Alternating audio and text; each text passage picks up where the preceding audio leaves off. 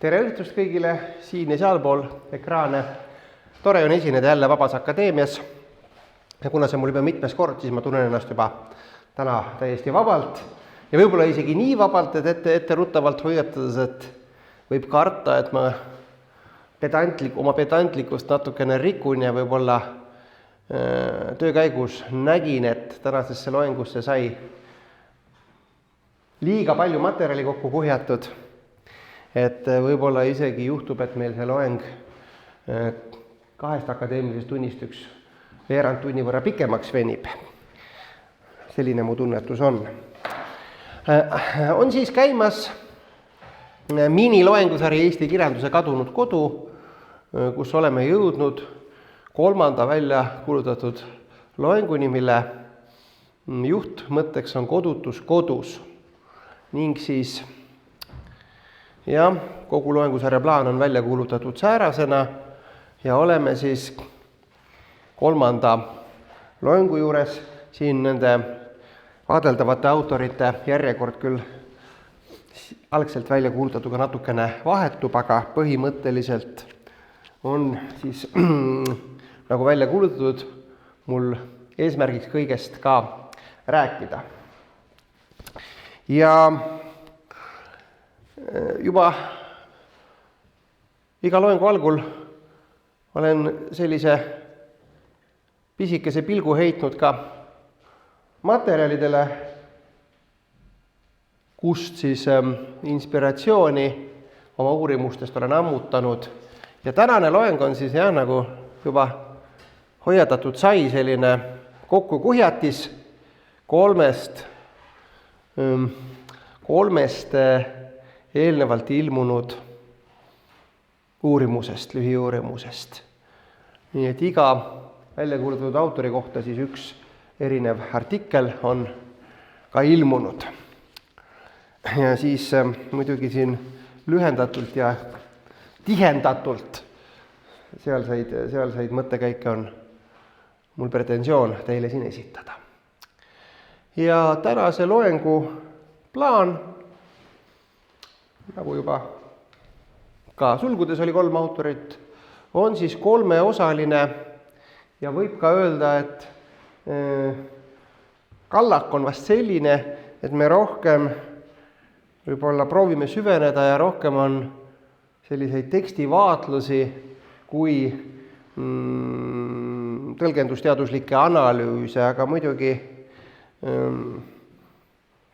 sellisest poeetilisest palangust nakatununa juba neid artikleid kirjutas, kui hüppavad sisse ka üldistused niimoodi Deus ex machina, siis võib-olla päris niisugused julged ja pompöössed, et võib-olla tegelikult seda analüüsi rangust artiklitest saab võib-olla juurde lugeda, kui tundub, et natuke hüplikuks jääb. Ning kindlasti siis ei ole see, kui meie eelmine loeng oli selline tüpoloogiaid, pikka tüpoloogiat sisaldav ja selline küllaltki katsus olla ülevaatlik. Me vaatasime siis kuskil 6 aega tagasi umbes, vaatasime poeetilist kunstikäsitlust, võrreldes argikogemusega, mida me siis omakorda esimesel loengul fenomenoloogiliselt olime juba piiritlenud. Õige lühidalt vaatasime koduse kirjanduse võimalusi, aga põhiaur ja põhiaeg kulus ikkagi kodutusest Eesti kirjanduses sellise mahuka tüpoloogia esitlemisele, kus siis kodutus kodus oli ka üks selline alajaotus ja mäletatavasti me seal Jüri Jüdiga natukene tsiteerisime, analüüsisime. Aga tänane loeng on siis selline sissevaatlik, mitte ülevaatlik, ning kindlasti ei saa väita, et see, mis ma siin tähele panen, just nende autoritega piirduks Eesti kirjanduses või hoidku sellest väitmast, et kirjanduses üldse. Nii, aga kuna materjal, ma tean, on mahukas, mis minu ees seisab, siis lähmegi välja kuulutatud osade kallale ja loengu esimeses osas teeme sissevaate Peeter Sauteri loomingusse, muidugi ka üksnes mõnda teosesse ja ühte peamisse aspekti. Ma loodan, et Peeter on ka meiega, ma täna teda alarmeerisin, et see uurimisobjekt ise loengut jälgib Tallinnast video vahendusel ja saab siis pärast täpsustada või kritiseerida, mis ma tema kohta räägin, aga muidugi see ei tule talle üllatuseks, sest nagu öeldud, artikkel Peeter Sauteri kodutusest, mul on siin kaasas ka hulka materjali, laseme kõik ringi käima, on siis 2019 ilmunud. Nii, ma arvan, et siin viibijate jaoks Peeter Sauter ei vaja tutvustamist, aga igaks juhuks, kuna mul puudub, ülevaade, kes meid video vahendusel kuulab, siis mõne sõnaga. Peeter Sauter sündinud 1962 ja teda on siis vaieldamatult peetud 90ndate oluliseks autoriks, proosa uuendajaks. Indigo aastal 1990, tõeline kultusromaan, romaan fragmentaariumiks võiks nimetada.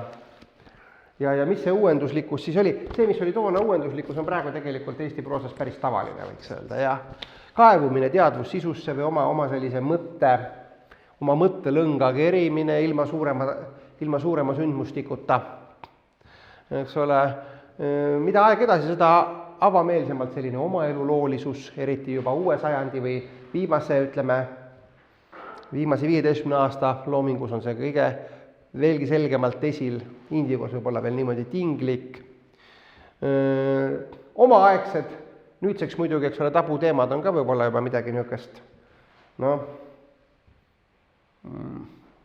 midagi kirjandusajalukku kuuluvat, aga omal ajal igal juhul veel nagu tema teemakäsitlused šokeerisid, näiteks Tuglase novellipreemia pälvinud novell Kõhuvalu, suurt poleemikat, ma mäletan, põhjustas, eks ole, kus ta siis niimoodi küllaltki naturalistlikus võtmes kõrvaltvaatajana kirjeldab sünnitusprotsessi.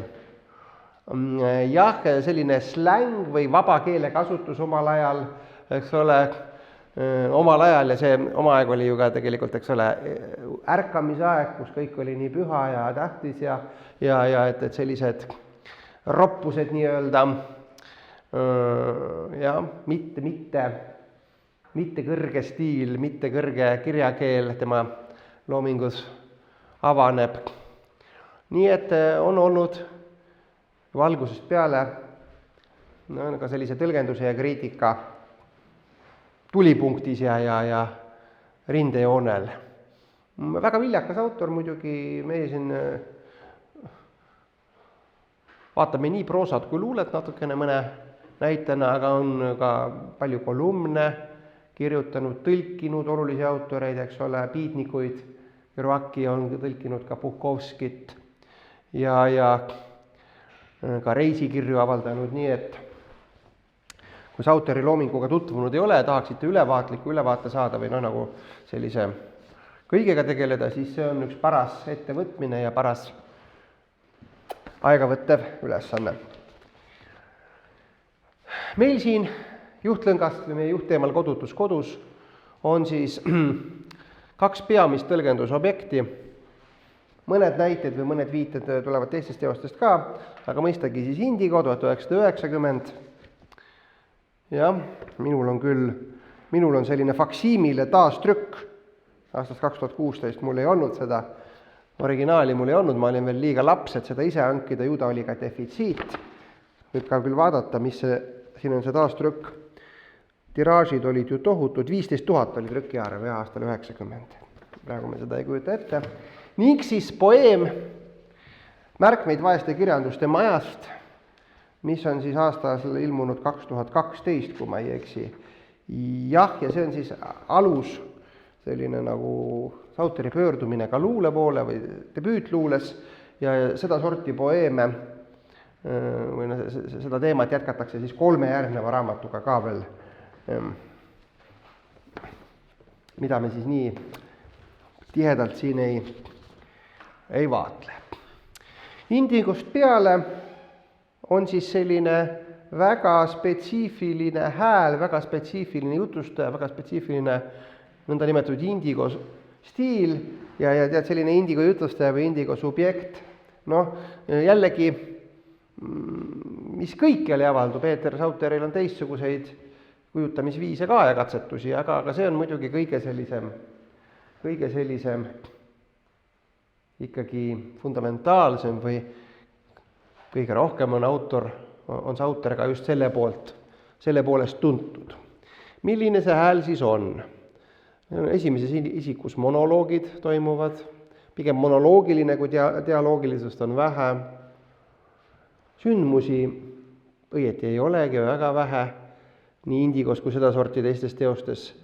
See monoloogiline subjekt on passiivne, küllaltki tegevusetu, selline tuimestuslik aspekt toimub, alkohol on ka markeeritud või tõsiselt esil, aga ilma mingeid eufoorilisi selliseid pidustusi või sellest ei sünni, vaid see on ka selline nagu vaikne kaaslane.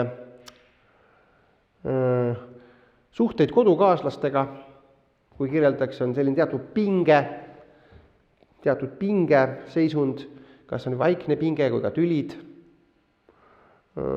Ja käib pidev selline registreerimine või kaardistamine, tundemaastiku kaardistamine ja kogu see pilt, mis avaneb, on ikkagi negatiivses võtmes. Siis hüppab sisse, kuigi see Indigo subjekt rõhutab enda antiteoreetilisust või igasugust nagu suurt skepsist igasuguse filosoofia teoretiseerimise, sellise nagu elu teoreetilise prisma läbi mõtestamise suhtes, aga ometi üldistused maailma elu mõttetuse kohta, selline teatav, võiks öelda eksistentsiaalsus, libiseb kogu aeg vahele, nii et see ei ole nagu üldistustest või hinnangutest hoidumine, võib öelda, et selline antiteoreetiline hoiak küll, aga sellest ei pääseta. Ja enda suhet, see Indigo subjekt siis enda suhet maailmas aeg-ajalt või päris tihti markeerib just ka kodutuse kujundi kaudu, kuigi on selline kodususe saavutamise püüdlus, vahel harva tabatavate kodususe hetkede ülistamine ka, mida me ka vaatleme. Ja see selline pinge või see taotlus isegi ajas kasvab, et kui me vaatame ühelt poolt Indigod ja siis jõuame ka aastani 2012 selle poemini, seal on see eriti niimoodi juba eriti märgatavalt ja korduvalt esil selle teema niisugune rõhutamine. Nii, ja et see minu väide ei oleks selline üldsõnaline, Indigo, ma ei tea, kas Indigo, eks ole, kõigil vast tuttav, aga mul on tsitaadid välja võetud, nii et võib ka seda sirvida siin publik. Et kas või mõned väljavõtted, nüüd näete, eks ole, 3 esimest tsitaati Indigost ja siis see Baby Blues on eraldi sama perioodi üks natukene hilisem teos. Pole asu sellel monoloogilisel minategelasel, eks ole, enamasti või üldistavalt pole kodus ka siis, kui kodus oled, eks ole, nagu me näeme, siin on siis see kodutus kodus, eks ole, on ju niisugune nagu paradoksaalne määratlus muidugi, eks siin on siis seda kodu ühel juhul käsitletakse lihtsalt sellise argise elu olulise ruumilise piirkonnana, aga teiselt poolt siis juba markeeritakse seda puudujääki niisuguses nagu õigest tunnete meeleolude konfiguratsioonist, mis see võiks seda kodususeks nimetada. Jah, igavus ja tühjus, niisugune ärevus, näete, närveldus, ühest toast teise jalutamine. Ma käisin just hiljuti lastega seal, ühe lapsega Elistvere loomapargis, nägin, et üks rebane seal niimoodi, kõik see aeg, kui ma vaatasin, edasi-tagasi tammus oma uru ümber, ma ei tea, kas ta metsas ka seda teeb, aga ta oli seal puuris, eks ole, et see on ka nagu, Indigo subjekt on ka nagu teatavas puuris. Jah, puururg, selliseid metafoore kasutab ka enda elupaiga kohta. Ja näete, siin juba kipub üldistusteks ka, eks ole. Oleme kodus, jääme koju, kuude kaupa, aastate kaupa, teatavas tuimuses. Ja kui me niimoodi teeme, mis elu see on, see on kaheldav, see pole mingi elu. Noh, need ei ole siis nüüd kuidagi niimoodi luubi all välja kurnatud, vaid selliseid mõttekäike võib leida veel ja veel. Mis siin siis toimub? Sauteril ja ka teistel autoritel hiljem selle kodususega või õigemini kodutusega kodus. No võib-olla meenutame jälle, pidades silmas, et meil ka publik ju vaheldub loengult loengule ja kui kuu aega on vahet, siis kindlasti vaevalt, et kõik meeles on, mis me varem rääkinud oleme. Meenutame siis jälle neid kogemushorisonte fenomenoloogiliselt, millise prisma läbi meil on see üldine lähenemine materjalile. Need on siis nopped nüüd esimese loengu materjalidest kokku võetuna. Et ühesõnaga, jah, toimiv horisont on ise varjul, mitte temaatiline, võimaldab kogemuse ühtsust. Ja kodusus, toimiv kodusus on ka siis varjul horisondina ruumilises ja intersubjektiivses elemendis, viimasel juhul siis suhe kodukaaslastega, ja kui ta toimib, siis eks ole mingisugust küsimust, et mis on kodu või kas ma siin olen kodune, ei tekigi, eks ole, siis ta on niimoodi nagu tagades, kodusus tagades on ise varjul. Rääkisime ka sellest juba esimesel loengul, et inimese eluilm horisondina jaguneb alati kodu- ja võõrilmaks, nii et ühesõnaga on ka alati teatud väljaspoolus, võõrus, me ei neeldu, eks ole, niimoodi oma ilma täiesti immanentselt või täiesti täielikult. Ja kodutus, mida me siin juba siis ka Sauter meile siin pidepunkte kätte andis, on kogu meie lähenemise järgi selline subjektiivselt kogetav, oluline ajaliselt püsiv kodusus horisondi tõrge. Nii, ja kuigi Peeter Sauter, eks ole, ei taha, või ka see indigo subjekt, kes räägib, ei taha midagi filosofeerida, siis nüüd, kui võtta peatükk 50 sellest märkmeid vaeste kirjanike majast, täitsa niimoodi luulelise vormis, luuletajana luuletab kodususest täitsa sarnaselt, nagu mina siin fenomenoloogiliselt olen seda piiritlenud eelnevalt. Loomulikult, eks ole, mingit teoreetilist uurimustööd, ma arvan, Peetril siin taustal ei ole. Nii, vaatame, eks ole, näete, üks püha paik kodu, mis pole vaid ruumi inimesed, aga igasugused pisiasjad ja pisitegevused. Näete, kodu on enamasti vaikne tegelane, ühesõnaga, vaikne tegelane ta on taustal, ta on horisondil, nagu ema või vanaema, Peerule ja rõõmule lihtsalt fooniks ja dekoratsiooniks. Ning siin, eks ole, see koduilm teatud sfääridena, loomulikult ta ei piirdu sellise, sinu tuumkoduga või ütleme siis selle koduse aadressiga. Peetril samamoodi, näete, Koidu ateljeekorter Koidu tänaval, siis ongi see vaeste kirjanike maja Tallinnas, millest on kogu poeem. Aga ka mõne sõbra kodu on kodu, selle koduilm on sfääriliselt laienev. Ja Kapsaste raamatukogu Kapsad on siis selline kogukondlik kohvik seal Uue Maailma, või tähendab oli vist on nüüd suletud Uue Maailma piirkonnas. Ja isegi mõni viina või toidupood, kus sa tihti käid, park või Õhtune tänav, on samamoodi kogu. Ja kui kaugemalt vaadata, siis kogu see Räämas linn ja metsane maa, eks ole, kuulub koduilma, nii et näete, siin ei ole mitte midagi vajagi filosoof olla, et sarnaseid mõtteid tähele panna. Paneb ka poeet neid tähele. Nii, aga kui kõik on nüüd, eks ole, nii tore nagu justkui või kodust on õigesti aru saadud, siis võiks küsida või peakski küsima, miks siis see kodutus kodus esile tungib või mis pelutab seda nõnda nimetatud indigo subjekti, mis mitmetes teostes tegutseb. Ja mitte midagi selgepiirilist, eks ole, see ei jää nagu sündmuste kanda, selle tunde tekkimine, selle seletus, et oleks, ütleme, mingisugune trauma, tragöödia, kodu kaotamine, eks ole, füüsiline kaotamine või maapaku või kõike, mida ajaloos võib ka üles konstrueerida, et kõik see olukord on täiesti Sauteri teostes niisugune argine, jah. Ruum ja ruumisuhe on tuttavlik,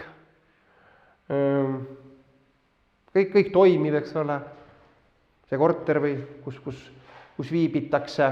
Kusjuures tähele võib ka panna, et Sauter on nüüd selle põlvkonna autor, et linn on loomulik keskkond.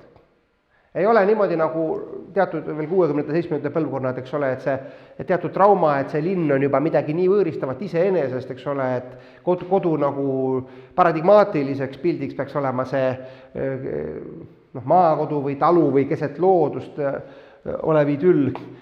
Selle põlvkonna jaoks linn on juba täiesti loomulik keskkond ja siin ei ole midagi sellist, mingeid selliseid nagu etteheiteid ei ole, et linna keskkond nüüd kuidagi võõristab või kogemust niimoodi häälestab, et kodune ei saada olla.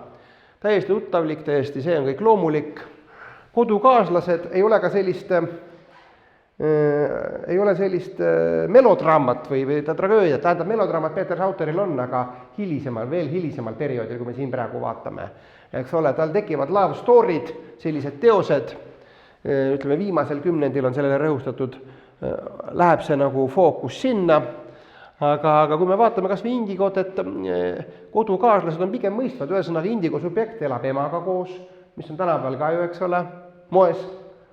Saame aru, et ta on täiskasvanud, meenutab, et on juba Vene kroonus käinud ja ei ole midagi, ta ise küll tunneb mõni niisugust väikest ebamugavust, aga seda ei ole, et nüüd see ema on seal ka nagu küllaltki taustal, ei ole nii, et see ema näägutaks või teda kuidagi seal, manitseks, et miks ta tööl ei käi või niimoodi, eks ole, pigem ikka delikaatselt üritab talle raha anda ja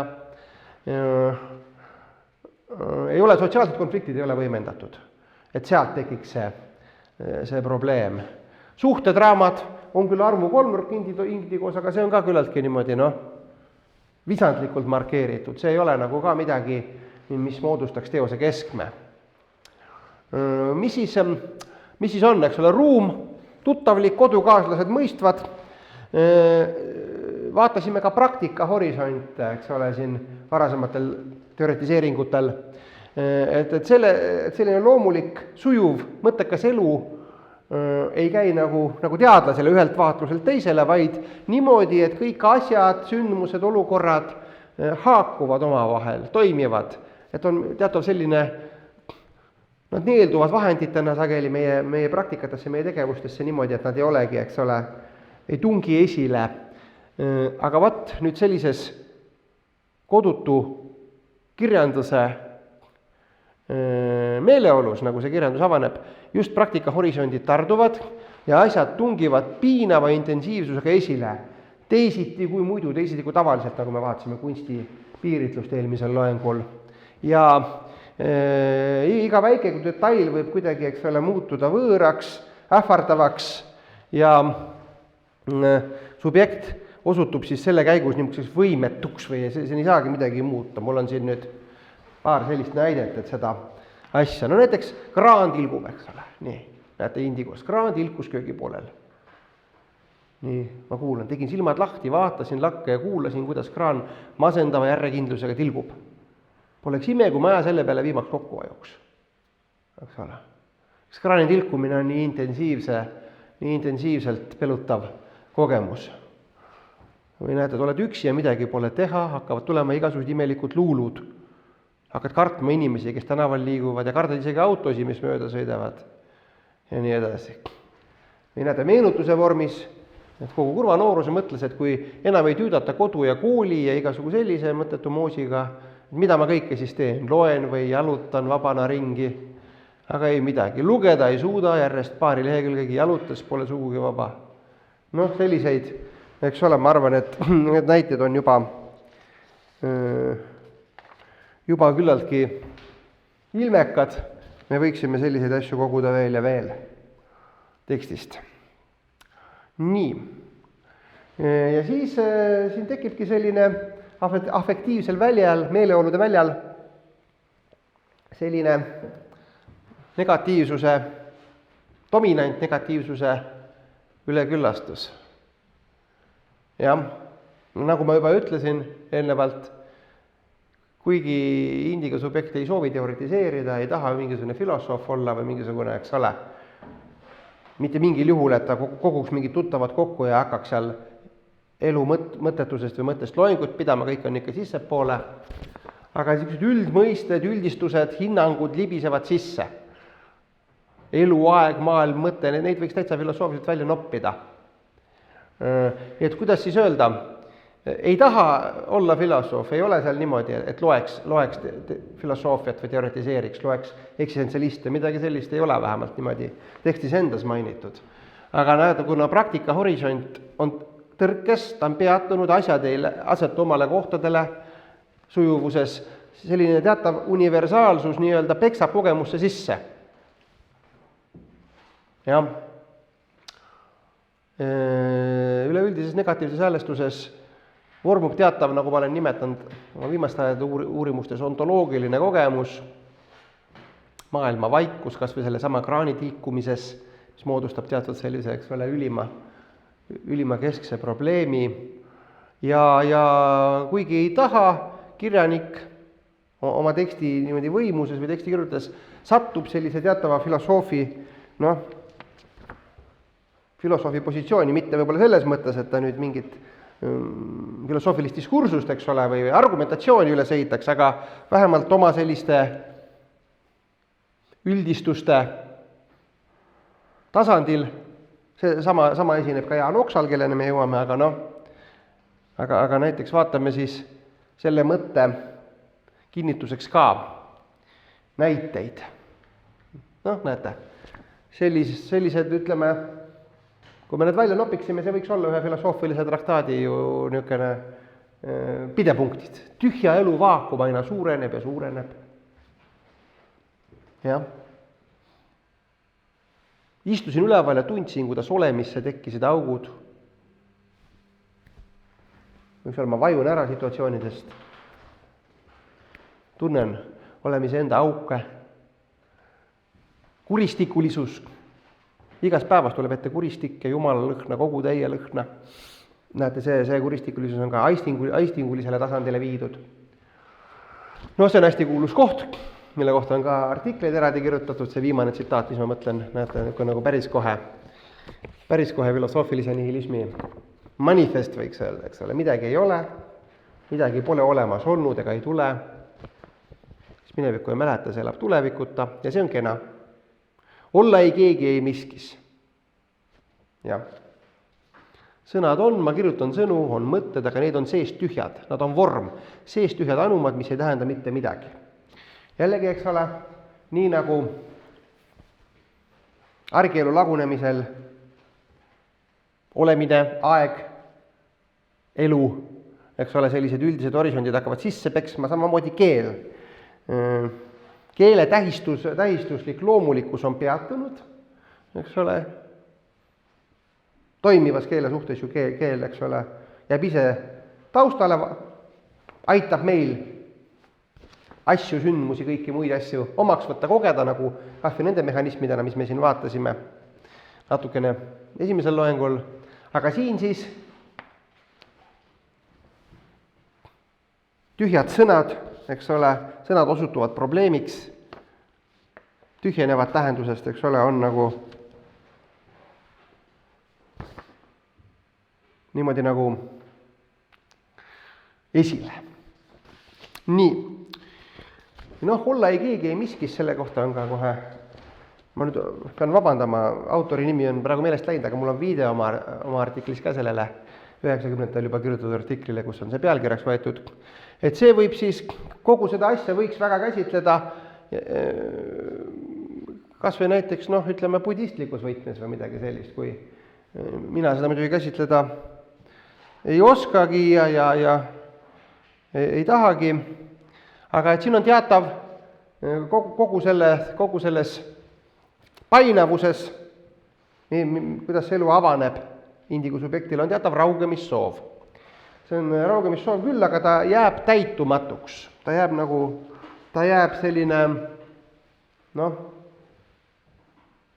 on küll markeeritud, adresseeritud, aga igatahes, eks ole, sellist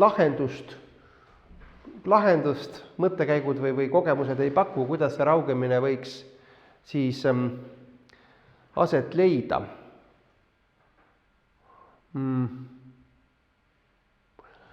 kogu elu tuleb võtta nagu seal viitab siis psühhoneuroloogia haiglas ravil viibimisele, siis kontekst on selline sellel esimesel lõigul, et on ette antud olukord ja kogu lugu, aga nii ei mängi välja, mõtlemisest ei pääse. Ei saa mõtlemisega mõtlemise vastu, vana lugu. Jah. Et seesama tekst, mis eks ole, selleni veel jõuame, muidugi tekstiloome kirjutamise probleemini, aga ühesõnaga toodab uusi mõtteid ja ei vabasta, ei tekita raugemist. Näete, lootus on, pean olema hästi vaikne, et keegi, kes on minu sees ja minust tähtsam, pääseks minu seest vangist vabaks. Aga seda ei toimu. Sest et ühesõnaga radikaalseid raugemise niukesi ettevõtmise või ootusi, nagu näiteks surm, ka ei ole. See on niuke ettevaatlik elu piiril ikkagi toimiv raugemise mäng selle mõttega, näete. Parim on, kui oled lihtsalt paigal, ainult mitte surnud. Surnud ei tohi olla, vaid pakatav. Kõik möödub, voolab järjest sinu sisse. Jah, siin mul trükiviga ka vist. Nii et ühesõnaga, see ei ole nüüd mingi järjekindel, loengu lõpul vaatame Jaan Oksa puhul võrreldes, kuidas seda subjektiivsuse raugemist ka võib-olla reljeefsemalt esineb, aga see ei ole nagu selline strateegia siin tekstis, mis toimiks, eks ole, sellega mängitakse nagu üks teos, mul on üks tsitaat ka hiljem, üks teos on Peeter Sauteril Flirt pudaga, see on mootorratta sõitmisest, selline nagu reisikiri. Ainult flirt on pudaga, eks ole, aga mitte nagu tõsist ettevõtmist. Nii, ühesõnaga, probleem on siis tõsine ja aga muidugi seda, kuna kodutus kodus on selline valdav seisund, siis seda paremini, seda ehedamalt tulevad ilmsiks sellised harvad kodusushetked, mida nagu otsitakse, püütakse ja ka siis markeeritakse ja isegi võiks öelda, et pühitsetakse. Ja juba indigos, näete, siin tsitaadistik on siin kõik jällegi indigost.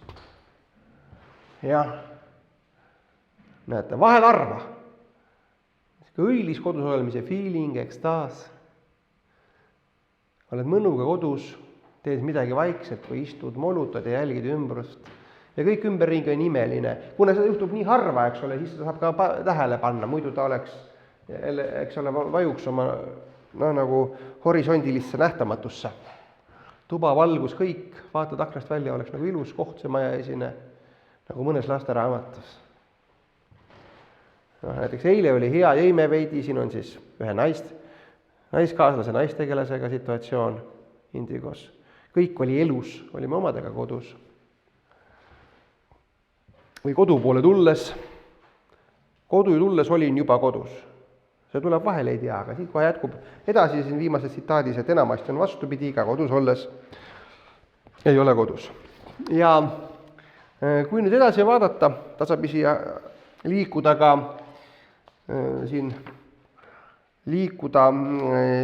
viimaste mõnedel lõputõlgendustel natuke pikemalt siis selle reklaamitud poeemi suunas, siis siit hakkab siis silma paistma üks nagu selline retsept, kuidas neid kodususe hetki, kust neid võiks otsida või püüda. Et ühesõnaga, tavaliselt see ei õnnestu. Valdav olukord on vastupidine, aga üheks asjaks, mis ma näen, on selline piiril olek või õige distantsi timmimine, saavutamine. Jah. Ühesõnaga see esimeses tsitaadis, ta vaatab, indigo subjekt vaatab iseenda umbes mingit koolipõlve fotot, vaatab iseennast natuke nooremana, rõõmsameelne, seltskondlik, aga allergiline liiga lähedaste kontaktide suhtes. Et sellised nagu, võib-olla nagu üldjoontes normaalseks peetud kontaktid on liiga lähedased, nende suhtes on allergiline ja vaja oleks natukene nagu seda distantsi timmida, aga muidugi mitte täieliku üksinduse suunas, mis siis on ka, tekitab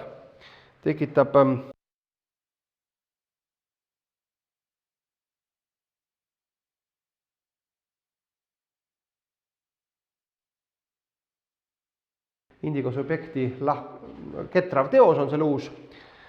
Ja ühesõnaga valem oleks selline, et üksinda olla kuskil teiste läheduses, see on üsna hea. Ühes toas, kui keegi teine on kõrvaltoas ja õues sajab. Üksi aga tuttavatest asjadest mitte kaugel, oma kongis teiste kongide lähedal. Et näete, et kui distants on paras, siis võiks midagi õnnestuda. Ja selle mõtte selliseks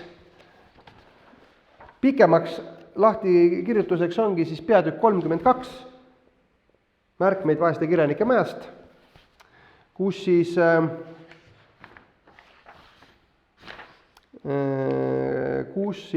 on sarnane situatsioon kirjeldatud.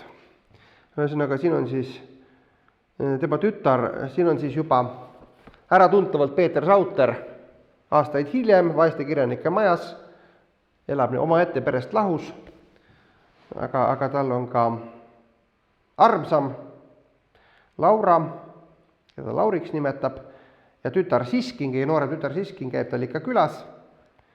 Ja et ühesõnaga, kuidas siis peaks konfiguratsioon seisma, seda siin siis kirjeldatakse päris täpselt. Loen ette. Mis see kodu on? See on, kui inimesed on kodus. Palavikus Siskin tukub diivanil, Laur tukub vindisena köögis, kaunis pea rinnale vajunud, nagu uinunud samurail. Diana näpib kärna nina all, saab kärna kätte, pistab suhu ja sööb ära, nagu mina lapsena, kärn maitseb hea. Ja see ongi kodu. Köögiaken lahti ja aknalaual tullamordjuu, viskipudel konidega, kostab linde ja ronge ja rattaremondi kõlksatusi. Seltsika õuelt, kodu mis kodu, külmakapis poolik õlu, mida ma ei joo, sest on paus. Vahelduva paksusega tolm riiulil, käsikirjadel, karvastel nukkudel, kustituhaurnil, päikesest palavaks küdend korter, suvine agulivaikus. Elatud on nii mitu päeva, elada nii mitu, siin kodus, vaeste kirjanike majas, on hea. Et kingitud kell on käima hakanud ja näitab ilusat aega ilusas ruumis. See ilus räämas ruum on kodu, tegelikult ka aknatagune, nii kaugele kui silm ulatub. Vastasmaja aknasse, et kas täna näeb seal paljast naist ja tänavale ja taevasse. Ega kodu muud polegi kui tunne. Olen siin kodus olnud, kui ta on tühi ja kõle ja ma ise kurb ja kuri kodutundeta. Pole mingit kodu, hirmus on olla kodus, mis kodu ei ole. Kodumaal, mis oma ei ole. Ma ei tea, kas kodumaad, aga kodu ehk saab kaasas kanda, nagu tigumaja. Sest kodu on inimesed, mälestused ja igatsused. Palavikus Siskin, vintis Laur ja Haevil ilus Diana, sest kodu ajab ka külalist. Ja kodust peab saama põgeneda ja ära käia armsate inimeste juurest, teiste armsate juurde, et ka neil oleks nende kodus külaline. No vat, siin läheb edasi mõtisklus veel Jumala juurde ja jätame natukene vahele. Tahan tunda end kodus kogu aeg ja kõikjal. Selleks peab teadma, et ootad mind ja siis ootab. Ootus hoiab kodu alles ja ma loodan, et maailma otsast tagasi tulles toon mina teile kodutunde. Et maailm on kodu, sest on raske sotti saada, pole igasse nurka sülitanud, iga põõsa taga maganud. Ehk on kodu ka surm, kusti imaginaarne laip, millest mitu kuud veel üle astusin toas ja esikus. Koduste surnute kohalolu ja väikseid vaidlus nendega, ehkki keppi nendega ei tee ja kommi neile ei too paraku. Kusti on siis siin selles poeemis peategelase poeg, kes on selles samas korteris surnud mõne aja eest, kes on ka seal tähtis tegelane. Nii et ühesõnaga saime siis aru ka sellest viimasest poemi pildikesest, et see oli selline vaikelu, kõik on lähedal, aga tukuvad, eks ole, miski keegi midagi nagu ülemäära ei nõua, kellegiga pole tülli minna ja see võiks olla siis selline kodususe valem. Nii, ja viimane mõte, mis Sauteriga seoses, mis pärineb ka Sauterilt endalt, programmiline väide, minul on see küsimärgiga, kas autoril, Peetril on ta niimoodi väitena, et kirjutamine, et kas kirjutamine võib olla kodu. Ja mida siis kirjutatakse, nagu me teame, eks ole, selline sündmuste vaene indigo stiil, kirjutame läbi sedasama kodutut vaevalist elu.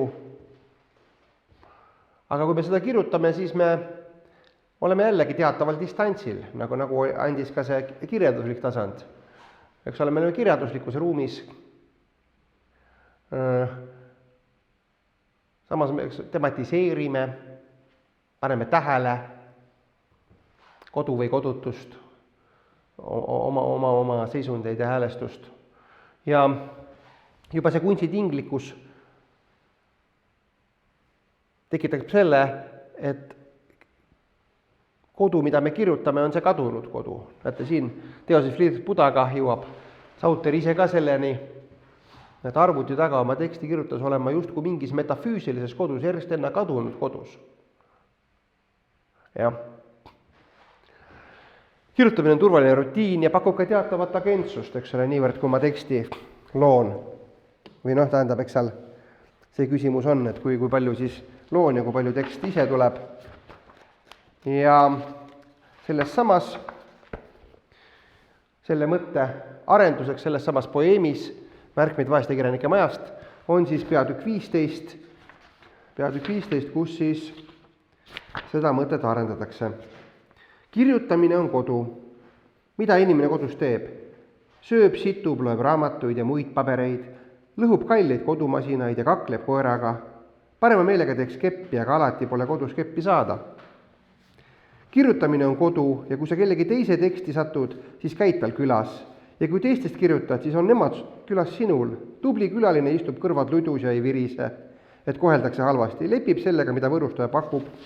Ja kui tahab, kirub hiljem, et oli sitt visiit.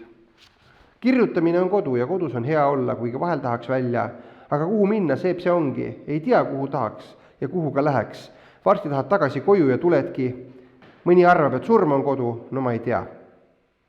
Kas siis inimesel on mitu kodu? Inimene kolib, kirjutuslaua tagant kirstu ja on jälle kodus. Seab end mõnusalt sisse, kutsub külalisi, käib külas, võib-olla tõesti. Esialgu aitab kirjutamiskodustki vaeste kirjanike majas. Ma ei pea jagama kööki ja peldikut, kuulama võõrast muusikat ja tüli. Lapsed käivad vaatamas, aga harva. Vahel pühin tolmu ja kütan ahju, pesen pesu ja joon ennast täis ja kiibitsen naabreid. Ruitlane kirjutab, Pehkil tuli plaat välja, Kaevatsi Mihkel on Itaalias. Ma ei tea, kas ta on seal kodus, kas ta kirjutab, aga kust ta pääseb, ta on seda ennegi teinud. Kirjutamine on kodu, mis vajab juba renoveerimist. Jah.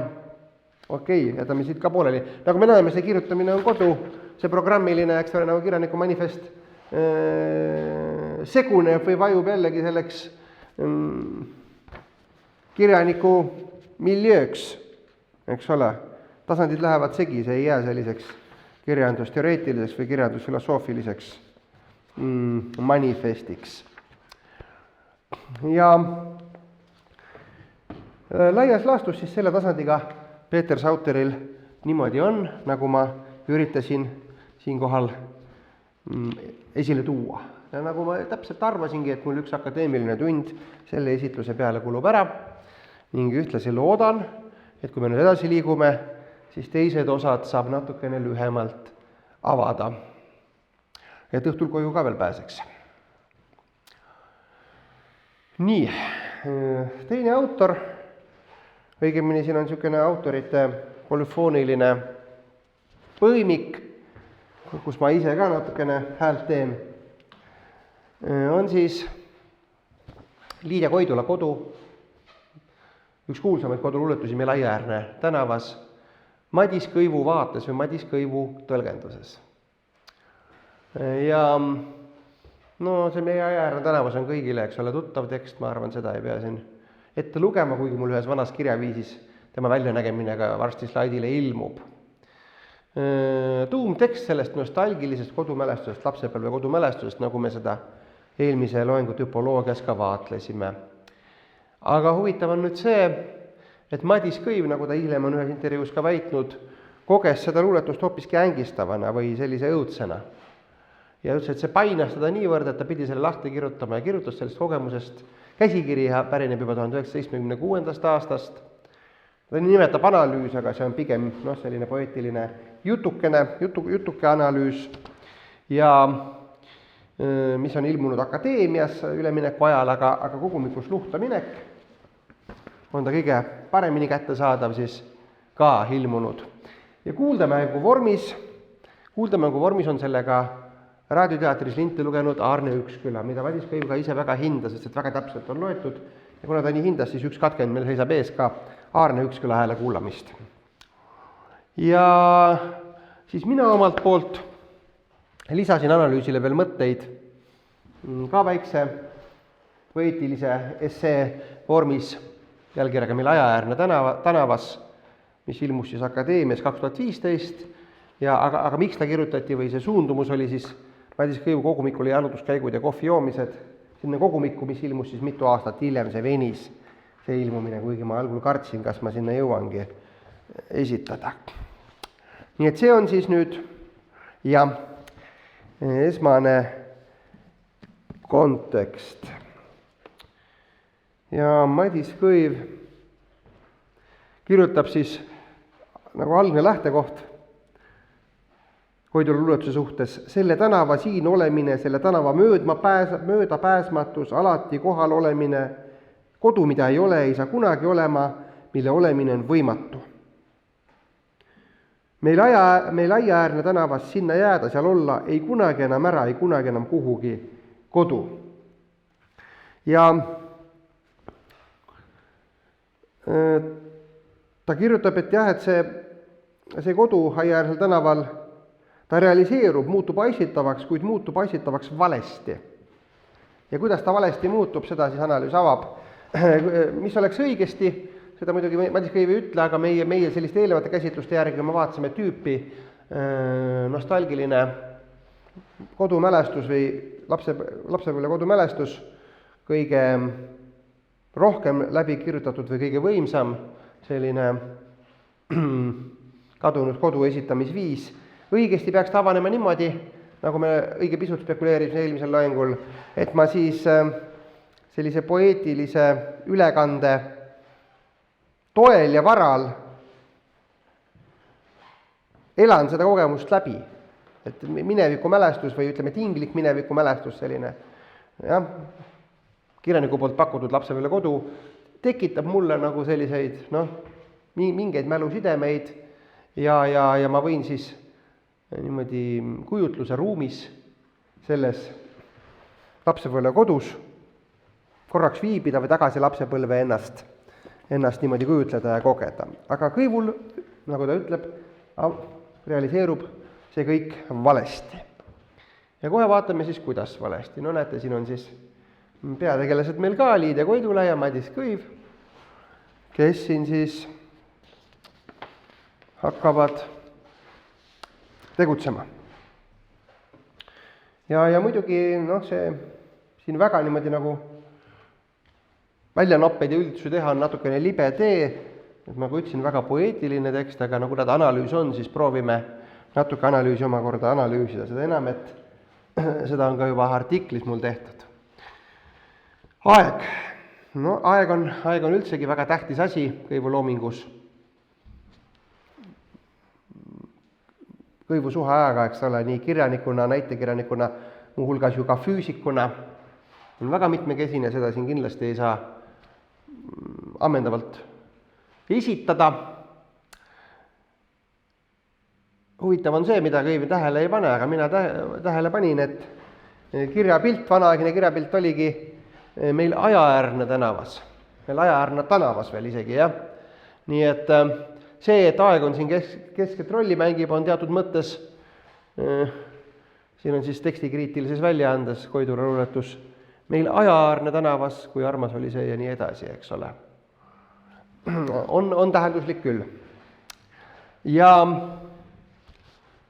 milles siis seisneb see ajaõudus? Esiteks selles,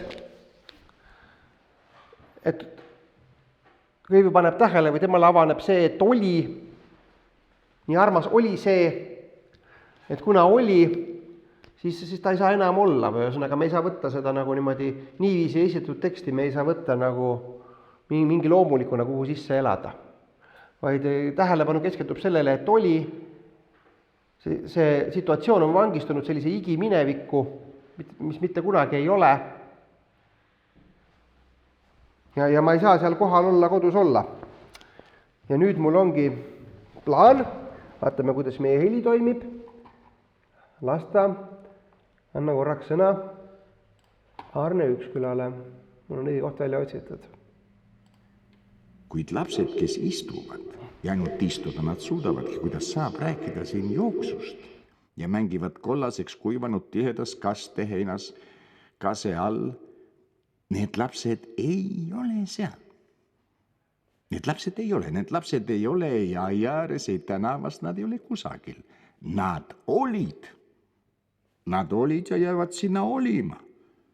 Sinna kase alla, sinna kuhu nad viidi ja jäeti kollasesse heina kase alla.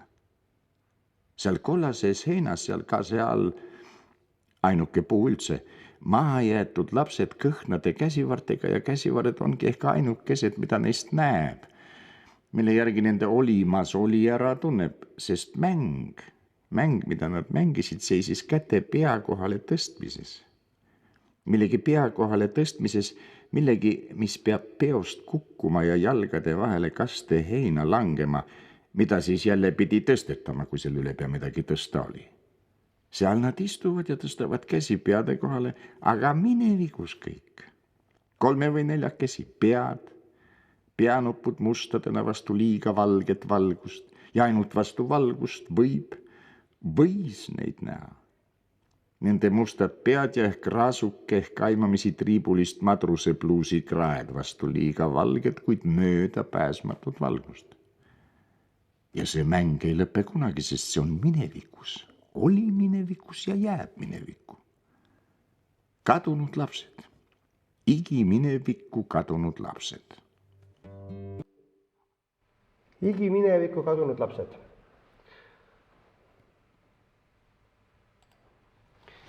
Edasi, kui lugeda seda kõiveanalüüsi, siis ta näeb ühte pääsemisvõimalust. Pääsemisvõimalus igimineviku tardumisest oleks see, kui lapsed surevad. Kui lapsed surevad ja lahutavad sellest minust, kes räägib, kes minevikku meenutab. Nii et päris niisugune mõte, mida Peeter Sauter lõpuni mõelda ei julgenud, on siin analüüsis juba olemas. See on siis esimene probleem. Teiseks analüüsi lõpupoole vaatleb ja analüüsib kõiv siis seda ridaluuletusest aeg tuli maa ja mere peal. Aga ta isoleerib selle rea, mitte et mis sealt maa ja mere pealt tuli, vaid aeg ise tuleb maa ja mere peal ja pigem muidugi mere peal ja jääbki aja enda tühi vorm, jääbki siis painama ja kummitama tulles. Tsiteerin. Ta tuli, seda on see aeg, jah, ta tuli ja kuna ta tuli, siis ta tuleb alati, ta tuleb minevikus. Ta tuleb minevikust, aeg tuleb meie juurde üle mere minevikust, kuid ta ei jõua kohale kunagi, sest see minevik, see, kus ta tuleb, ei ole tõeline minevik, sündmustega, juhtunuga minevik. Ta tuleb minevikust, grammatilisest minevikust ja seepärast ei jõuda iialgi kohale. Ta tuli ja see minevik on grammatiline, absoluutne, aga seega tühi. Läbipääsmatu. Ma tulin, sa tulid, ta tuli. Paradigmaatilisest minevikust tuleb aeg. Ja me vaatame siit pimedast aiast tema sätendavaid vesitiibu. Meie siis, eks ole, üle aia, nagu luuletuses oli. Üle aia vaatame. Ise ma oma analüüsis selle aja suhte kohta artiklis, ma ei saa seda praegu teile näidata, mul on plaanis siit veel natukene tsiteerida. Võtsin selle asja kokku niimoodi, mis on kirjandus, kadunud aja otsimine, silmitsi seismine aja tühja vormiga, tuleviku tahte ärapöördumine, perversioon, igiminevikku, tookorra sõnade lausumise tahe. Kirjandus on igatahes õudne.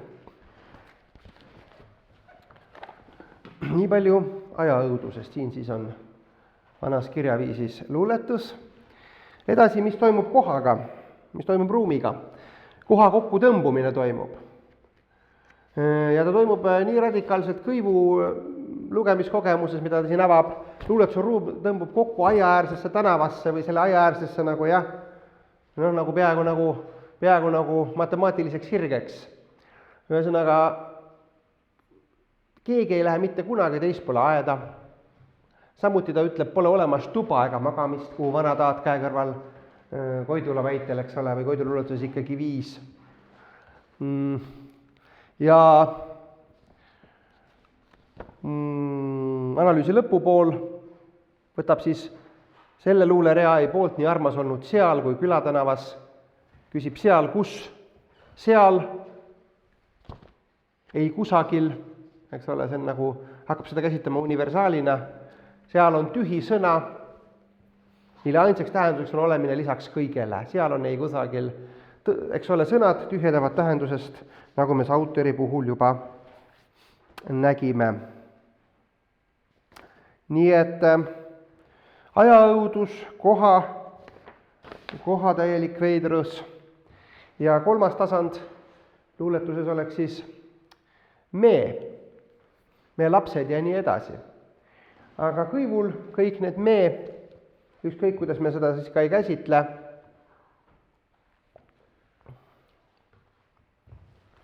on lagunenud, lahutatud või seda meed õieti ei olegi. Lapsi, eks ole, on mina, kes tajub täielikku erinevust või lahutatust lastest, kes tarduvad igeminevikku, nagu me kuulasime Aarne Üksküla katkendis, või pääsevad siis surres. Seda esiteks. Me lapsed ei ole. Lugemiskogemus meid lapsi kokku ei too. Teises kohas analüüsitakse suhet mina ja vanataat. Ka ju kuulus koht. Natukene pikemalt. Me seisame aia taga, mina ja tema, mina ja vanataat. Võõrad siin tänavas, võõrad siin aias, võõrad omavahel. Kunagi ei ole meist kumbki, ei mina, ei vanataat käinud teisel pool aeda. Kõndinud veisnud tänaval. No ühesõnaga, seda sai ruumi puhul juba mainitud. Ja analüüsi lõpus tehakse kolmas katse meid käsitleda. Analüüsides silm mõnda seletas rida. Jällegi isoleerituna, juba see, et analüüs on, eks ole, selline atomaarne, iga luulerida, eks ole, nagu see luuletus ei riimu kokku, vaid iga luulerida avab nagu omaette tähendus välja, omaette õuduse. Silm mõnda seletas, meie, see on silm, ütleb ta, üks silm mere kohal. Ja mis see üks silm on? Aeg ise, mis tuleb, kohisedes, nagu me vaatasime igi minevikust. Ühesõnaga, lahustume üheks ajas, üks silm jällegi, eks ole, moodustab ju teatud sellise ainulisuse, nii mingisugust sellist jagatud meiet siin ei ole. Ja aeg jääb tulema, eks ole, nagu me eelnevalt vaatasime, ajast aega, see tähendab igavesti. Selline igaviku paine. Niimoodi siis on nüüd kõivul, aga siinkohal ma olen natukene enda lisandused siin jätnud taustale, nüüd ma katsun neid ka tuua, ma ütlen veel seda, et see on nii armas oli see, et see tekst on mulle väga armas, et ma pean seda väga õnnestunuks või kui ma ka üle lugesin, siis niimoodi huviga, et see on siis ikka huvitav fenomen ju, et tegelikult on see tõlgenduse tõlgendus ja kui me kohe näeme, siis Liidia Koidula kodu on ju veel ka tõlge, nii et see on tõlgete tõlgenduse tõlgendus, et ütleme, mida nagu niimoodi kaudsemaks minna, seda paremini võib õnnestuda, mulle meenub see siin natukene nalja vahele visates, nagu oli kunagi nõukogudeaegne anekdoot sellest Odessa lõbumaja hinnakirjast, et asja minna ajama maksis 3 rubla, kardina tagant asjaajate piilumine maksis juba 5 rubla, aga oli võimalik veel 3. kohast piilujaid piiluda ja see oli kõige kallim, see maksis 10 rubla. Vaat, et niimoodi mulle tundub ka, et kui nagu tõlgendust hakata tõlgendama, siis võib paremini välja tulla, kui midagi täitsa originaalset mõtelda. Nii, sellele meiele, mis siin siis niimoodi kokku koguneda ei õnnestu, jääme võib-olla kõivu aksioomi juurde, et on sellised teatud atomaarsed minad, kes siin mängivad, aga siiski võiks teha teatud kultuuriloolisi lisandusi, nagu ma artiklis juba tegin. Esiteks, mida muidugi kõik haritud kirjanduses haritud inimesed teavad, aga olgu see avalikkusele veel üle meenutus korratud, et Koidula kodu on tõlge, ta on mõningate mugavustega külaltki täpne tõlge Klaus Grothi alamsaksa keelsest tuletusest min Platz wird der, ma muidugi alamsaksa keelt ei oska, ma ei hakanud seda välja tooma, kuna alamsaksa keelt me siin ei oska, aga minu artiklis on ka näha see, ja on olemas reaalune tõlge Raul Pettailt, millega saab võrrelda, nii et erinevused on küllaltki väiksed, sellised nagu, ja kuna, kui me ütleme, et Koidula kodu on meie kultuuri tuumtekst, eks ole, peaks olema midagi väga eestilikku, kui me niimoodi mõtleme, selle teesi juurde jääme, kohal on Euroopa romantism Klaus Grothiga, nii et kui kodu on Eesti rahvuskultuuri kese, siis olemegi tõlge, nagu teatud uurimisrühmad ju, eks ole, väidavad ja mõned teised ei taha justkui nõustuda. Nüüd samuti mängib kaasa hääl. Ma arvan, et kõigile on tuttav siin viibijatel ju Kirillus Kreegi koorilaul Koidula kodust. Kas on nii? Meil Aiajärve tänavas. Või kuulame seda ka ja kordamise mõttes. Mul on siin välja valitud, tegelikult see on ju hästi kuulus ja minu lapsepõlves kõige rohkem ma kuulsin seda, oli just Kevad südames, film, eks ole, Toomas Uibo esituses, aga YouTube'is on 10 erinevat esitust sellest.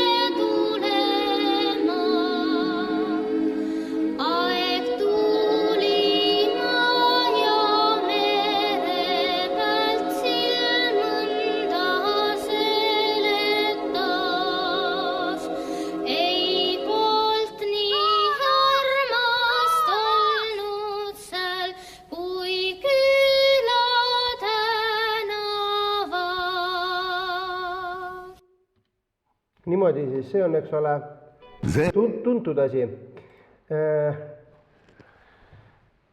Artiklit kirjutades tabasin võib-olla asja, mida ei teata. Friedrich Nietzsche üritas noores eas ka heliloojana nagu tegutseda, aga sellest ta nagu erilist tuntust ei saanud, aga ta on sedasama Grothi luuletust viisistanud ja see on hoopis teistmoodi. Kui nüüd selles Kirillus Kreegi versioonis on nostalgiline häälestus minu arvates väga tugevalt esil, siis see on mingi selline nagu, ma lasen korraks lihtsalt, see ei ole midagi erilist. Seda muidu ei leia ka, näete, see on Mein Platz von der Tour niimoodi.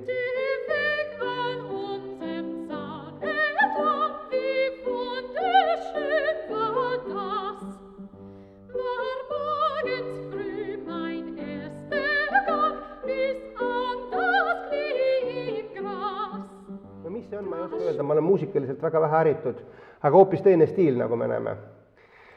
Aga nüüd, kuidas hääl häälestab luulet, jõuaksin nüüd ühe kõige suurema rõhutuseni või rõhuasetuseni. Ma panen varsti selle slaidi tagasi suureks, kui ma käima panen. Võib-olla ei ole nii väga tuntud või vähem tuntud, et Eesti esimene progea-ansambel Meie, Taajo Kadajase nooruspõlve ansambel, juba aastal 1973 viisistas hoopis teistmoodi ja võib-olla tegelikult hoopis rohkem niimoodi, selliste tunnetega sarnaselt nagu Madis Kõiv on selle lahti kirjutanud, aga ma küll ei usu, et Madis Kõiv füüsikuna kuskil progerocki kontserditel kolistas, nii et ma ei usu, et ta sellest teadis. Aga seda enam, et eks ole ju see plaat, 73. aasta lindistuste plaat ilmus alles kuskil uuel sajandi algul. Aga lindistused ka juba minu nooruspõlves levisid. Ja mida me veel tähele paneme, tahaksin rõhutada, siin nagu te näete, nagu kohe kuulete, meie versioonis põimitakse Koidula teksti Läti luuletaja Oars Fatsietise ühe ilma pealkirjata luuletusega, mis on siin leheküljel 37. Ma panen, nii et tekib üks Liivimaa horror. Liivimaa, nagu esitatakse siin kokku jälle, ma panen selle taustale käima selle laulu ja siis panen slaidid suureks ja kui tuleb Fatsietise koht, siis panen ka teksti ette, aga mitte veel kohe, et ta ei häiriks. Nii.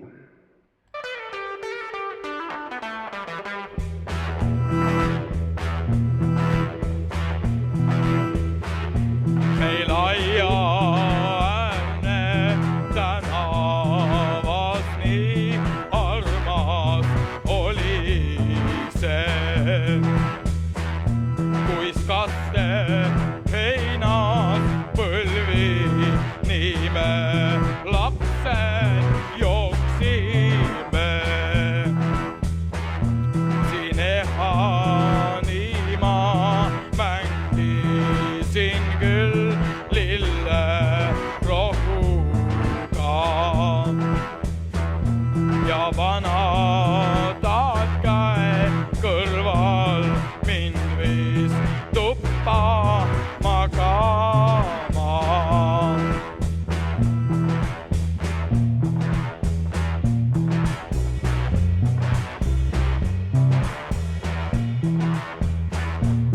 On unetus, siis päev, siis lõpeb seegi ja unetuste vahel mitte keegi. Vaid asjad, mida puutunud on käsi ja mõte külmas sügistuules väsin. Ja taevavärtides on sellist valu, mis paberile panemist ei talu. Ei usuks keegi seda pilti vist, vaid ütleks, see on ainult paberist. Ta enda järel kähku ukse suleks ja jälle painaja mu juurde tuleks. On unetus, siis päev, siis lõpeb seegi, kuid miljonite hulgas mitte keegi.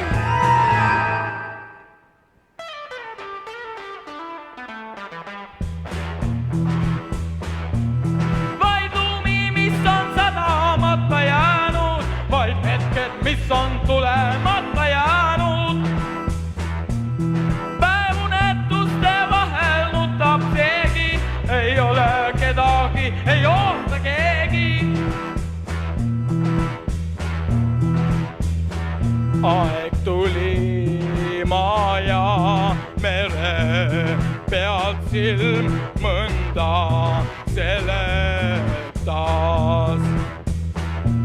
Ei poolt nii armas olnud seal kui küla tänavas.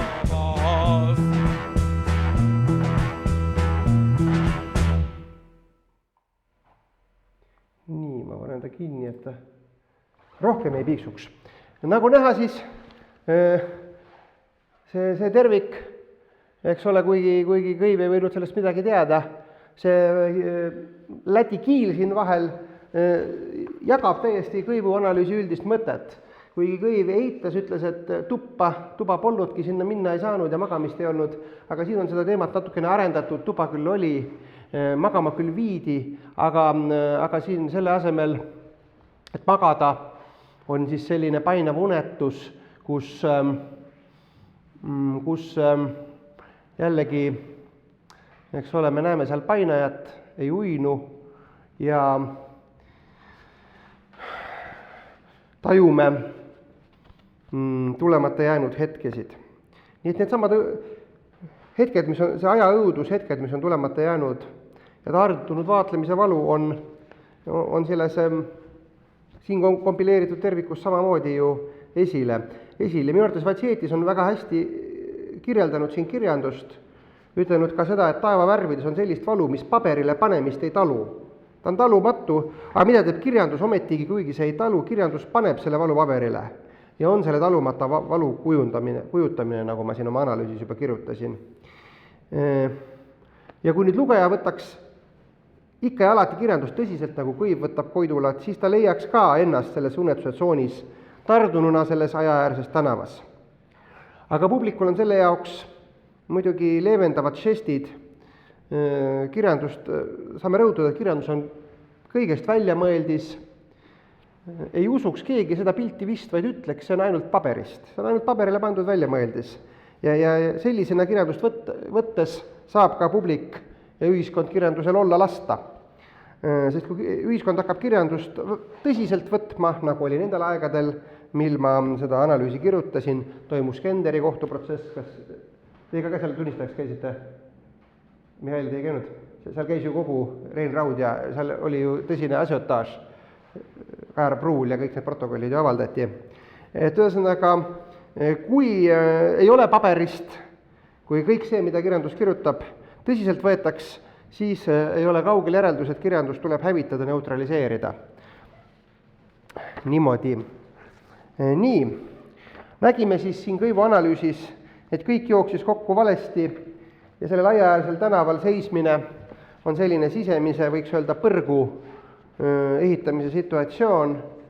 Hiljem jällegi tähendab, mul on see oma analüüs kirjutatud siin ka sellise nagu väikse vestluse vormis Madis Kõivuga, kuigi me Kõivu ei tundnud, sõnagi elus ei vahetanud ja selleks hetkeks, kui ma selle kirjutasin, oli ta juba surnud. See oli õige hetk minu arvates vestlust alustada.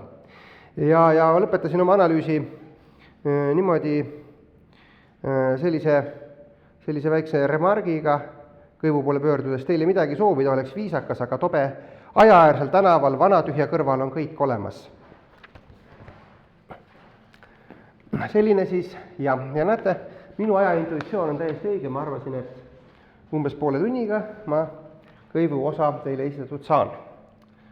Ja liigume siis nüüd kolmanda välja kuulutatud. Näete, see oli nii hirmus nüüd, mis ma tegin, et PowerPoint on ka tardunud. Kolmanda välja kuulutatud mõttekäigu juurde Jaan Oks ja siis selliseks märksõnaks, mille kaudu hakkan asja vaatama siis paljas elu Jaan Oksa proosas. Kuigi Jaan Oksal on ka natukene teisi kihte, saab juba öelda, et see, mis ma siin räägin, ei ole kogu tema loomingut ammendav, aga siiski pean seda oluliseks. Jaan Oks on siin siis näha pildil ja Otsija metsas, see on siis nüüd Ilmamaa poolt antud välja selline, ma arvan jah, et mul on tsitaadid välja kirjutatud, selline tema ilukirjandusliku loomingu võiks öelda täitsa ammendav kogu. No tähendab, eks seal arhiivis on võib-olla midagi veel, aga ütleme nendest tekstidest, mis siiski juba avaldamiskõlbulikul kujul olid. Nii. Ja olgu, alustame siis seekord mõnede teksti näidetega. Siin on teatavad kirjeldused. Teatavad kirjeldused mingitest inimestest. Näete, imelikud visad on hingeloomad uppunud, on juba uppunud.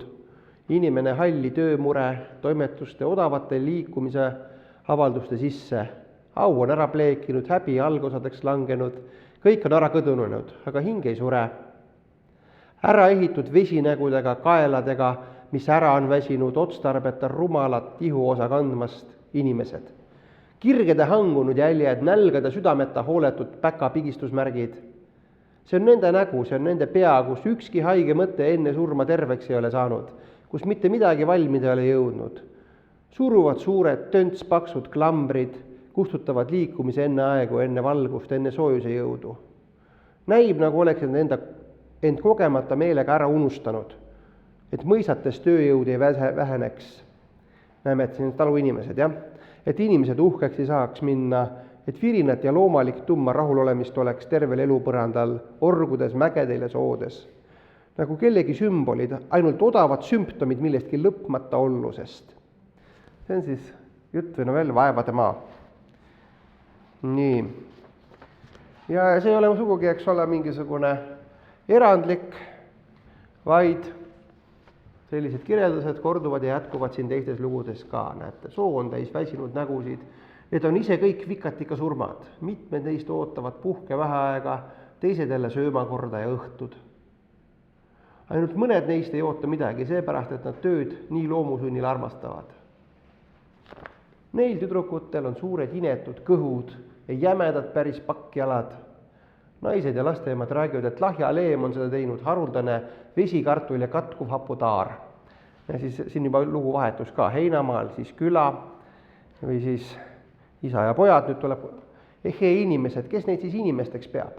See vanamees seal umbes kui mõni lõhki pekstud kiilu teisend, päris kõlbmata vai ise. Ka temale on üldine jõud nii palju hoope juba peale sadada lasknud, et ta rögiseb, köhib, sügavasti hingeldab ja sagedasti puhata tahab. Vähe kasepakul istuda torkivate pistete pärast rinnus külje sees, nagu igas keha osas, isa ja pojad. Nüüd läheb elu igapäevaselt tüütavalt hoopis lõbusalt nagu unes, nagu ilmsi. Mis elu see õieti on? See mõistatud või ainult perioodiline söömine? See ei huvita enam, elatakse ainult, sellest on küll. Nii, selline on siis oksalik vaatevinkel külaelule, taluinimestele. Selliseid lugusid on tal küllaltki palju, on natukene ka teistsugust, aga jääme selle juurde. Ja mis me siin siis nägime või oksakujutuslaadist? Erinevalt kriitilisest realismist või isegi ütleme siis kriitilisest naturalismist, Eduard Vilde teostest, Tammsaarest. Oksategelastel, nagu me siin vaatasime, puudub suunatus tulevikku, puudub õnneihalus. Nende elu on kujutatud sellise automatismina, sellise küllaltki mannetu automatismina. Ja mul vist on tsitaadid välja kirjutatud. Praegu ma siis 2016. aasta artiklit teile siin kontsentreeritult lahti jutustan. Aigi Heero uurija, üks teine uurija, näete, on siis niimoodi tähele pannud sedasama asjaolu, et paljudes oksatekstides kaob piir eluse ja elutu vahel, mis manab silme ette teemonlikust, pildi vist on mul puudu jäänud, teemonlikust õõvastavast maailmast. Aga muidugi samuti saab ka öelda, et see ei ole õuduskirjandus sellises võtmes, nagu näiteks eesti kirjanduses Anso Mardil või Juhani Aigilgi on mingi, ütleme, kas või mingis mütoloogilises võtmes. Et seal midagi nagu õudsamat ei juhtu, kui need kirjeldused, mis me siin vaatasime. Ja mis ma siin tähele panin oma analüüsi kirjutades, see küla, mida siis kirjeldatakse, tema inimesed, see on selline allajääjate maailm või selline amorfne mass. Sotsiaalsed pinged ja erinevused on peaaegu puudu või minimaalselt redutseeritud, tähendab ju, eks ole, külarealismis ju ka peremees ja sulane ja nii ja naa ja mõis ja, eks ole, igasugu, naisevõtu probleemid ja nagu me teame need tavalised lood. Midagi sellist ei ole. Nii et pelutav pole mitte tegelaste olukord, ütleme see, et on töö raske või süüa vähe või see on ju selline nagu teada-tuntud probleem, aga selline tuimus, nagu Oks kirjeldab selle käes viibimist. Ja niimoodi puht kirjelduslikus vaatevinklis, puht fenomenoloogiliselt ma oma artiklis leidsin võrdluse korras, et see elu, mida Oks kirjeldab, see külaelu, et selle kohta oleks väga minu arvates paslik või sobilik laenata Georgi Agambeni poolt kasutusele toodud ja lahti kirjutatud mõistet paljas elu. Ja seda on ka tähele pandud. Mõni on niimoodi ülevaatlikult öelnud oma hilisemates uuringutes, et ma teen niimoodi hoogsalt või pealiskaudselt võrdlusi, aga sisulist vaidlust kellegagi pole veel selle üle hakanud, kas nii kõlbab või mitte. kirjeldada. Nii, paljas elu on siis midagi inimesele mitte omast või täiesti nagu juba piirsituatsiooni, kus inimlikkus hakkab nagu kaduma või elust välja valguma. Ja vaatame seda nüüd mõne mõttekäigu puhul, Agamben'i puhul ka, mul on Homo sacer ka kaasas, ma ei tea, kas see on kõigile tuttav, seda vist ei ole mõtet ringi lasta käima. Nii, inimelu eripärast, siin on mul küll ühest teisest ka eesti keelde tõlgitud raamatust võetud selgitus, et mis on siis inimese, Agamben'i järgi inimese elu erilisus nii-öelda normaaljuhtumil. Nagu näete, et inimelu üksikud viisid, teod ja protsessid pole kunagi lihtsalt faktid, vaid alati ja eelkõige elu võimalused, alati ja ennekõike vägi. Ja kindlasti me juba eelnevate käsitluste puhul mäletate, Agamben on ka muidugi nooruspõlves Heideggerist mõõdetud olnud ja temaga isegi kohtunud, tal külas käinud Saksamaal. Käitumisviise ja inimliku elamise vorme ei kirjuta kunagi ette mõni spetsiifiline bioloogiline kutsumus ega tee meile ülesandeks mõni hädatarvidus, vaid kuivõrd need on sisse harjutatud korduvad ja sotsiaalsed kohustuslikud, nad talletavad alati võimaluse loomujoone, see tähendab, panevad mängu elamise enese. Seetõttu, kuivõrd ta ehk inimene on väeolend, kes võib teha või mitte teha, õnnestuda või läbi kukkuda, ent kaotada või leida, on inimene ainus olend, kelle elamises on küsimus alati õnnes, kelle elu on paratamatult ja valusalt õnnehoolde antud. Aga see konstitueerib eluvormi otse kohe ka kui poliitilise elu. Ja muidugi see poliitilisus huvitabki Agambenit ja tema käsitlust, eks ole, ta on poliitikafilosoof, ta vaatab ka neid juriidilisi vorme, kuidas keegi inimkogukonnast välistatakse seal juba Vanas Roomas ja nii edasi. Aga siinkohal minu selle Jaan Oksa käsitluse puhul need juriidilised vormid tähtsaks ei osutu. Nii, paljas elu, miks ma selle mängu tõin siis või miks see tabav on minu arvates Jaan Oksa mõtestamiseks ka. Paljas elu on siis jah midagi, eks ole, vastupidist sellele, mis me eelmiselt kirjelduselt inimese puhul, inimliku elu puhul vaatlesime. Paljas elu on see pelk elus olemise fakt, mis on kõigist muudest tähendustest, ootustest, võimalustest tühjaks valgunud. Näiteks üks näide Agambenil endal on näiteks siis see komaatik, keda teatava meditsiinilise humanismi nõudega, igasugu aparaatidega hoitakse elus, eks ole, ta on koomas tal, nii palju kui me teame, mingeid selliseid inimesele omaseid ootusi ja mõttetegevusi ei toimu. Paljas elu ei ole siis inimese puhul üldse, ta ei ole mitte üks loomulik seisund, vaid ta on ebainimlik, ebaloomulik või täiesti mitte midagi, mis inimese olemise juurde peaks kuuluma, selline ebainimlik piirisituatsioon, inimese ja metslooma, looduse ja kultuuri vahelise eristamatuse ning pideva üksteiseks ülemineku tsoon. Ja selles paljas elus siis, nagu me vaatasime juba ka Oksa puhul, see ei ole mitte tagasiminek loomulikkusesse, sest looma puhul, kui nüüd, muidugi siin võib ka vaielda, mida loomadel on või mitte, aga me võime nagu sellisest eelnevast käsitlusest loomalikku elu käsitleda kui afektiivsuse poolt nagu täidetud eluviisi. Jah, kui me seda kontseptuaalset keelelisust neile ei omista, aga paljas elu puhul on ka see loomalik külm afektiivne aktiivsus vaibunud, nagu nendel surmavarjudel, keda me siin Oksa kirjeldustes vaatasime. Ja muidugi siin on siis nüüd ikka poliitiline ühiskondlik kriitika Agambenil, et tänapäeval me muud väärtust ei tunne poliitikas kui elu. Eks ole, et elu hoidmine on siis kõige tähtsam, aga kas või selle komaatiku puhul, aga et mis võimalusi või ootusi täita saab või mitte, et see pole siis enam sugugi nii tähtis. Ja tuntum näide, kus ma ka oma artiklis võib-olla provokatiivselt võrdlust arendasin, tuntum näide inimelu redutseerumisest või niisuguseks nagu tühjaks valgumisest paljaks eluks, on siis väga paljude erinevate natside koonduslaagrites ellu jäänute kirjeldustes, teostes, korduv või kõigi poolt tähele pandud selline tegelane või figuur on see, keda nimetati musulmaniks, niimoodi poeetiliselt või metafoorselt. Ja muide nende musulmanide kirjeldused siis eelpool vaadatud Oksa talupoegadega, noh, kas nad peaaegu kattuvad, aga on igatahes väga sarnased. Mul artiklis on neid rohkem, aga siin ajapuudusel on ainult mõned.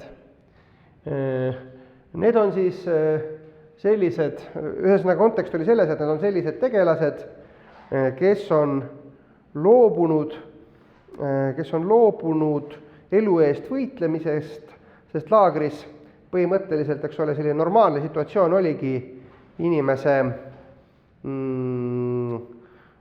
selle eluks mitte piisava toidunormi pinnal tema surnuks töötamine või nagu ütleme, surnuks kurnamine, aga need, kes siis tahtsid ellu jääda, nad pidid alati leidma mingeid võimalusi, kust siis saada mingit lisapajukit või siis nagu võimalusi tööst kõrvale viilida ja kes sellest loobub, siis jääb sellisesse, muutudes musulmaniks, jääb sellisesse nagu tardunud vaheolekusse elusa ja surnu vahel.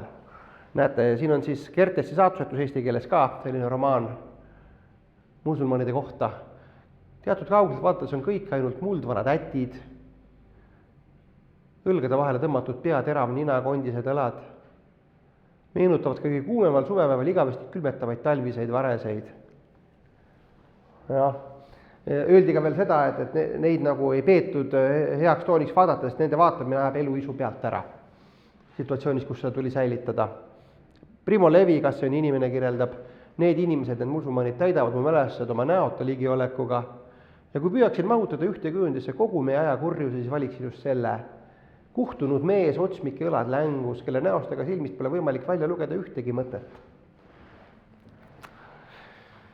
Nii, ja mõned siin vasakul pildil ma siis internetist võtsingi, see on siis nüüd dokumentaalne Auschwitzi vabastamise hetkel, nagu ka pildi allkiri ütles, üks musulman, ja kõrval on siis Heinrich Tiedermanni fotod Eesti talu poegadest ja Juku-Kalle Raid, see fotoalbum nüüd iluti ilmes, siis ta ka kirjeldas oma selles arvustuses või blogis, et need on nagu õudusfilmi tegelased, need Eesti talupojad. Kuigi neil on toit laua peal siin ja erinevalt, eks ole, kõhnus pole ka. Mul seda Estonika albumit endal ei ole, aga niimoodi. Aga mis siis nüüd sellest kõigest siis, sellest sarnasusest, mis võiks nagu järelduda või mis hinnanguid me võiksime hakata tekitama? Laagrikirjanduses mõistagi on seda esile toodud, seda pallielu situatsiooni, seda piirsituatsiooni, kuhu inimene võib elu ja surma vahel, enne suremist elu ja surma vahel viibides veel sattuda, seda musulmani situatsiooni. See on humanistlik hoiak, et see on hoiatav erand, nagu laager on erand, musulman erand, millest õppida, mida vältida, et see kunagi ei korduks. Eks ole, sellest elu mõte ei tohi ega ei saa sellest sõltuda. Frankli ka eesti keeles ja siiski taht elada teosest, et kui elu mõte sõltub sellest, kas jäädakse ellu või mitte, kui elu mõte sõltub juhuse tahtest, siis pole elu elamist väärt. Ja siinkohal muidugi, eks ole, ei ole nagu õige koht avada, aga Kambeni kriitika seisneb selles, et selline nagu meie lääne ühiskond on just selle, tunnistades elu ainsa väärtusena, on just seda sorti palja elu arendamise või sellega piirdumise võtnud poliitiliseks ülesandeks, eks ole, et koonduslaager on modernsuse nagu teatud paradigma, seda saab ka kritiseerida ja sellest avanevad sellised poliitilised tõsised mõtisklused. Aga Jaan Oksal nüüd nendest kirjeldust, mis me vaatasime ja mida on palju rohkem, Oks on dekadentlik autor, tema dekadentlik loosung on, või nagu credo on kõikides teostes ühesugune, tal on ka teisi, mida ma olen ühes teises artiklis analüüsinud, selliseid afektiivsemalt nagu hoogsamaid, väga keerulisi eksperimentaalseid teksti mõningaid. Aga credo on ikka sama. Põhimõtteliselt Oksa nägemuses see palja elu seisund, mida ta talupoegi kirjeldades märkab, see ei ole mitte selline, nagu ma ütlesin, kriitilise realismi võtmes see saaks olla ju ka selline nagu lubamatu või lubamatu seisund, kuhu inimesed on paisatud, et me peaksime muutma sotsiaalset tegelikkust, et nad sellest vabastada, et nad hakkaksid tähenduslikumat elu elama. Aga Oksal tundub olevat, et see palja elu seisund on ületamatu, sellesse nagu paistabki elu sisim loomus ja seega, kuna meil on veel näiteks sellel kirjaniku häälel, mille kaudu Oks kirjeldab, on teatud kõrvalpilk sellistele olenditele, siis sellest järeldub, et elu ei ole elamist väärt ja tuleks ole võimalikult ruttu surra. No mul ei ole neid tsitaate, neid kihutuskõnesid mul pole siin välja toodud, aga näiteks võite selliseid lugusid jälgida nagu Hauakõne, Vana madrus või Otsija metsas, kus seda kreedot kõvasti arendatakse. Nii, ja näete jällegi nagu ka Sauteri puhul siin proosatekst kipub filosoofiliste üldistusteni niimoodi nagu jõudmaks. Suur ja saladuslik kõik, piirideta vaba ainukene olemasolemine, vältus ja muud ei ole, sest ka inimene on vältuse tühine omadus. See on siis neljapäev, jah, selline nagu kujund. Igapäevane närune neljapäv, külmade eluta huvidega. Ei ole ju, kellele muud kõrgemat tarvis läheks, ei ole ju, kordub ja kordub vana laul, 6 päeva ja jälle, kui tihti ja toreduseta, 6 päeva ja jälle. Või siis näete, Taida tütar, kõik on elus väga lihtne ja arusaadav, nagu elu ise väga labane ja ühepoolne on. Sa sööd, et tööks rammu saada ja teed tööd, et rammu ära kaotada, et jälle süüa ja jälle tööd teha. Ja töö on nagu ajaviides ühikordade vaheajal. Terve elu pole muud kui mööda libedat katla põhja ronimine, kus kõrbenud pudrutükid peale jäänud on. Mõõduta, rumal ja armetu alatu on see elu mõte, inimese elu alalhoidmise mõte. Nurjatus, kurat, sa elad ja ise ei tea, mis pärast, sa ei tea, narrikene niisugune.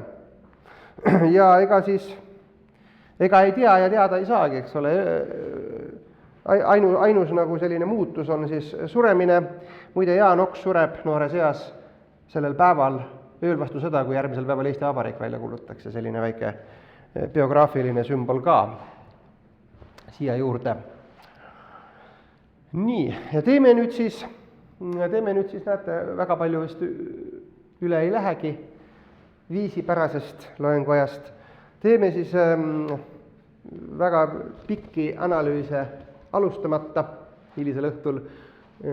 Kõigi selle 3 autori või täna räägitu kohta väikse filosoofilise postskriptumi. Artiklites ma olen kasutanud erinevaid teoreetilisi abivahendeid, nagu seda sama paljaste elu Oksa võrdlemisel, Sauteri tõlgendamisel eksistentsiaalseid tundeid, mida on ka teatud autorid avanud. Nagu öelda, et siin on muidki teoreetilisi võimalusi. Aga mis oleks vaadeldu ühisosa, püüda nendesse terminitesse seda tõlkida, kokku suruda, millest meie loengusari lähtub. Kodusus horisondi painavas tõrkumises kogeme või kogetakse. See kirjandus, mis sellest sünnib, kogetakse sellist negatiivset häälestust,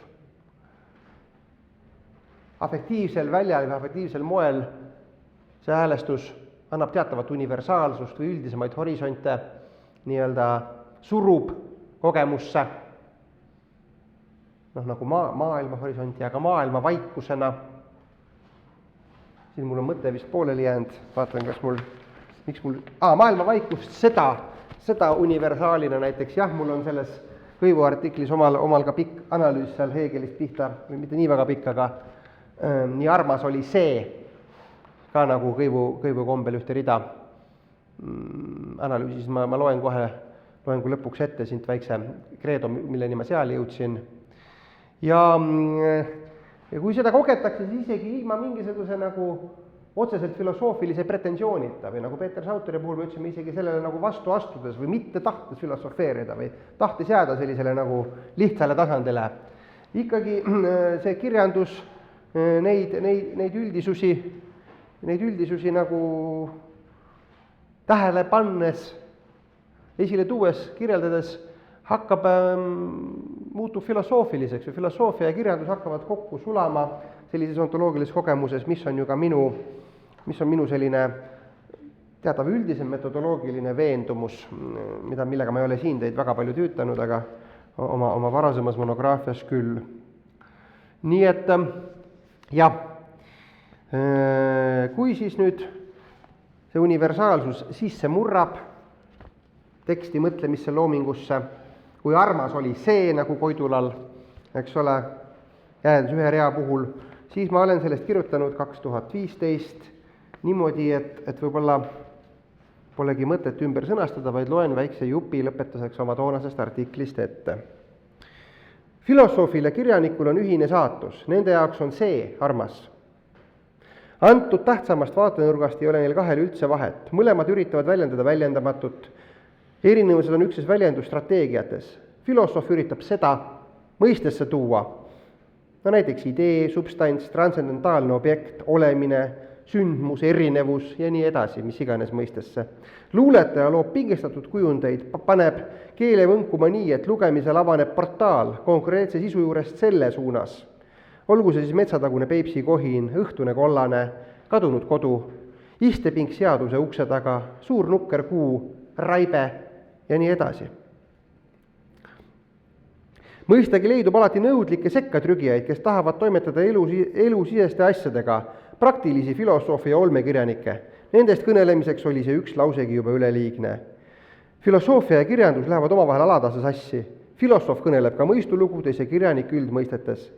Aga seda pole vaja häbeneda, on ju meil ühine armastus selle vastu ja ühine väljenduse luhtaminek. Kõige olulisemad on ehk need juhtumid, kus mõtte ja kujundi põimumist ei häbeneta ega varjata, nagu näiteks Nietzsche puhul. Jääb veel küsimus, milleks mõelda, milleks luuletada, kui luhtaminek on ettekindel. Nõnda küsivad aeg-ajalt kõikjale imbuvad ökonomistidest uljaspead, kes väidavad silmi pilgutades, et on leiutanud õnne ning poseerivad moodsate kodude avaruses, kus pole ühtegi raamaturiiulit.